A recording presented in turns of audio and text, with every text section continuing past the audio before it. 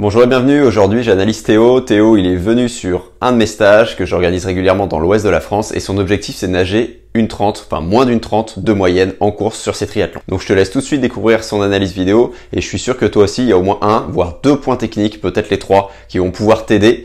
Et aussi baisser les chronos si t'es à une 40, une 45, une 50 et que tu veux toi aussi nager facile en moins d'une 30 en course. Petite chose pour commencer, vu que tu viens de la nage avec palme, forcément en fait qu'est-ce qu'on voit? On voit que ton bassin reste très fixe, forcément il y a un petit roulis des épaules, mais que ton bassin reste fixe du coup en lien avec ça, et que ton battement, là on va le voir juste après, que ton battement reste aussi tout à fait à plat finalement. Et du coup ça t'empêche de tourner les épaules, ça t'empêche de bien passer à travers l'eau, de prendre de l'eau loin devant.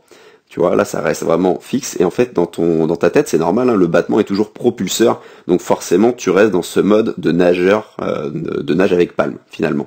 Et donc il va falloir qu'on te fasse switcher vers un mode, les bras font avancer, et les jambes équilibrent. Ce qui n'empêchera pas du coup de tourner les épaules, de tourner le bassin, de tourner les jambes sur le côté pour t'équilibrer, car les jambes vont vraiment t'équilibrer, peu importe que ça parte, hop, un peu à droite, un peu à gauche, plus t'as de roulis devant, plus les jambes vont s'écarter de l'axe de ton corps. Ok, plus tu vas tourner sur le côté, parce que tourner les épaules à 90 qui est un crawl efficace, forcément ça te fait tourner le bassin également et tourner forcément le battement de jambes aussi pour t'équilibrer, exactement comme les bras t'équilibrent en course à pied. Donc la première chose pour contrer ce battement et le rendre plus équilibrateur, ça va être de travailler sur ton roulis. Donc là, si tu regardes tes épaules, tu peux te dire, ouais, elle tourne, elle tourne, elle tourne. Donc ok, on a l'impression que ça sort aussi à la cuisse. Mais regarde, voilà pourquoi j'ai pris une vue de face, juste après. Donc oui, ça tourne les épaules, mais moi ce que je veux quand on tourne les épaules, c'est qu'on aille chercher loin devant. Et en fait, toi, ton mouvement, il est réduit. Ça fait une petite amplitude. Ce que j'aimerais, c'est que tu cherches une grande amplitude. Regarde là où sort ta main. Ça se voit que la fin de ton mouvement est pas du tout propulsive, ça sert juste à se rapprocher légèrement du corps, et tu vois, ça sort même pas en touchant la cuisse. Donc tu perds énormément, en fait, tu nages ce que j'appelle en étoile de mer, les bras un peu écartés, bon, ça se voit pas trop devant, mais ça se voit bien sur la fin du mouvement, où tu sors vraiment à l'extérieur, assez loin de ta cuisse. Et l'idée, du coup, là, ça va être, hop, de faire quoi? Tu vois, ça tombe tout de suite, de chercher à aller loin devant. Loin, loin, loin devant, avec la paume magique, toujours, j'en parle souvent, mais voilà. Et de se rapprocher vraiment encore plus, de tourner encore plus les épaules, proche des 90 degrés, en faisant en sorte que ton épaule vienne toucher ton visage, d'accord? Voilà. Et ça, le fait d'engager loin devant, ça va te permettre de toucher ensuite ta cuisse aussi, loin derrière, mais vraiment d'avoir une propulsion plus efficace sur la fin du mouvement, et plus longue, plus grande, d'accord? De vraiment aller chercher loin vers tes pieds, tout simplement, pour aller plus loin à chaque mouvement.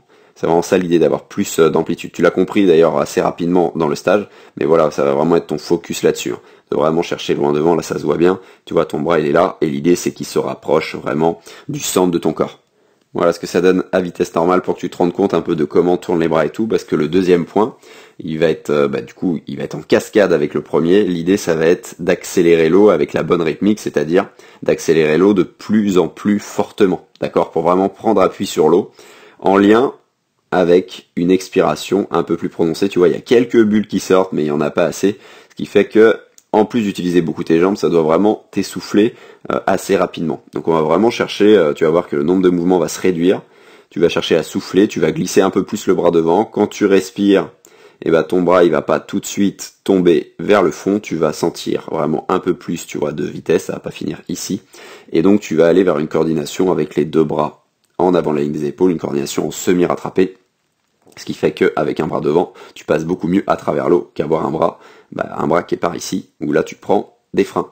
D'accord, tu prends des freins jusqu'au moment où tu commences à pousser l'eau vers l'arrière, à vraiment l'accélérer. Mais tu vois là, après la respi, ça commence à accélérer pour toi par ici à peu près.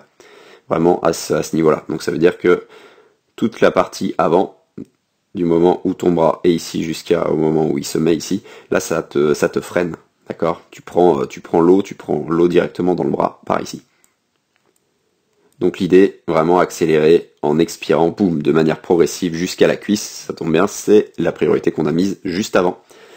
Et le troisième point, ça va être de chercher à remonter ici, là tu vois tes pieds, même ton bassin d'ailleurs, de remonter tout ça vers la surface de l'eau.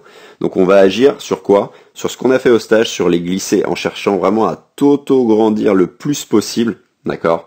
Et à travailler cette mobilité sur les bras, là tu as vraiment du mal à rétracter les épaules, et on va du coup chercher à rendre, à rendre de la mobilité en fait à tes épaules pour que tu puisses nager en semi-rattrapé, les deux bras du coup en avant, un bras qui est devant en projectile, un bras qui revient, les deux bras en avant, sans que le bras ici devant ne tombe vers le sol. D'accord, que tu puisses contrôler et que tu puisses faire ce que tu veux. Voilà l'idée en fait à travers ça. Et le fait de réussir forcément à nager en semi-rattrapé, ça va faire remonter ton bassin et tes pieds vers la surface. Ok. Et on va agir sur un autre point du corps projectile, c'est l'immersion de ton corps. Hop, j'avance un tout petit peu. Voilà, l'immersion de ton corps. Toute cette partie-là, cage thoracique remplie d'air, on va chercher vraiment la tête et la cage thoracique à la garder dans l'eau de manière à remonter encore plus.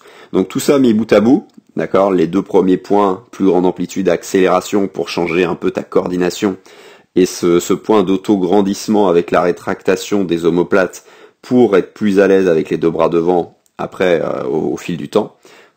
Et l'immersion de ton corps, l'immersion de l'avant du corps, va faire vraiment remonter tout ça. Tu vas voir que directement déjà au stage, on a réussi à le faire. Va falloir le garder forcément sur une séance entière. Voilà l'idée. Et quand tu accélères, c'est pour ça qu'il va falloir répéter ces exercices-là, ceux que je vais t'envoyer directement dans les PDF. Et je suis sûr que tu vas voir, tu vas être de plus en plus à l'aise et de plus en plus facile. Ton nombre de coups de bras, il va vraiment beaucoup diminuer. Si toi aussi, comme mes élèves, tu es triathlète et que tu souhaites recevoir les exercices que je recommande particulièrement pour nager plus facile avec plus d'aisance en dépensant moins d'énergie, bref, se sentir vraiment glisser de plus en plus sur l'eau, je t'invite à télécharger la formation offerte que je te mets en lien dans la description où tu vas recevoir 3 exercices que j'utilise régulièrement pour faire passer un palier technique et un palier chronométrique à mes élèves.